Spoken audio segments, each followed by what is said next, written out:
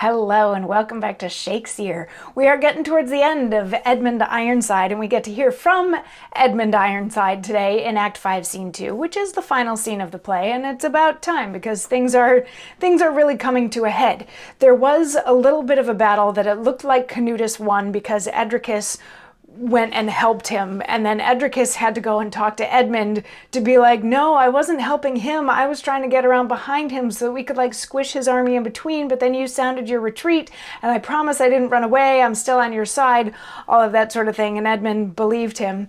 But then Edricus wrote a letter to Canutus saying, I think Edmund might be starting to get suspicious, so I can't come back and join you just yet, but I'll get there as soon as I can.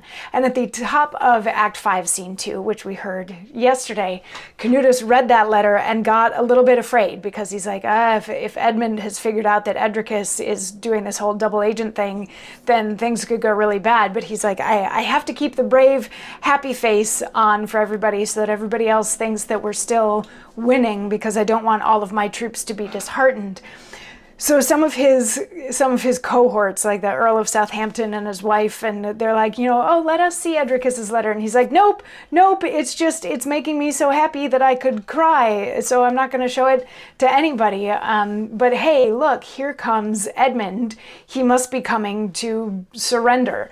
But we get like the war drums that signal Edmund's entrance, not we're coming to surrender type drums. And Edmund comes in and he's like, you're on my land, get off of it. And Canutus is like, I don't think so. This is my land. I just won it, and you're the one who's invading. You're the traitor here. You're the one that's in the wrong. And Edmund says, but for thou shalt perceive that Edmund can temper the unruly stomach of his rage, and moderate his lusty youthful blood, which springs through every vein to fly at thee. Not half these words without controlling strokes should from thy lips have vomited their spleen. Oh, how my heart beats!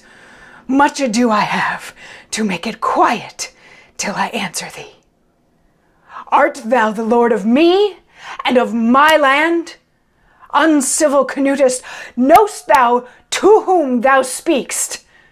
This heart scorns all subjection, and this head looks o'er the world. These feet were made to tread o'er kings, Canutus, over thee.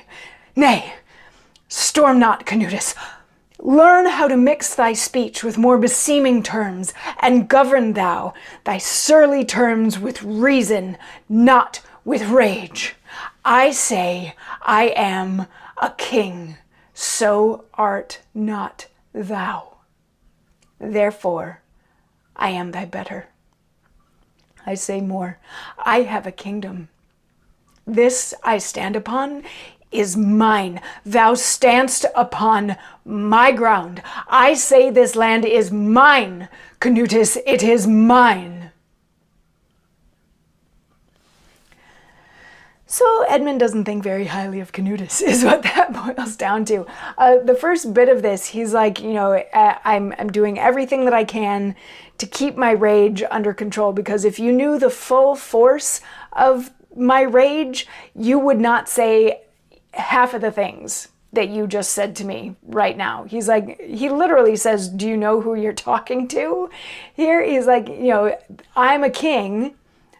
I was made to rule. My feet were meant to tread all over men like you and all that. And he's like, you better fix your ways. You better learn how to speak better, because I am a king and this land that we are on right now is mine.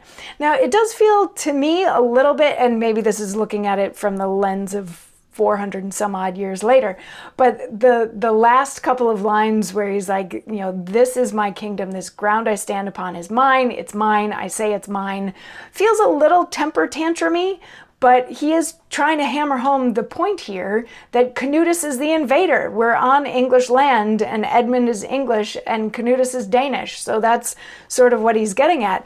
And Canutus responds by saying, well, yeah, you're a usurper, and I conquered the land, so technically the land is mine.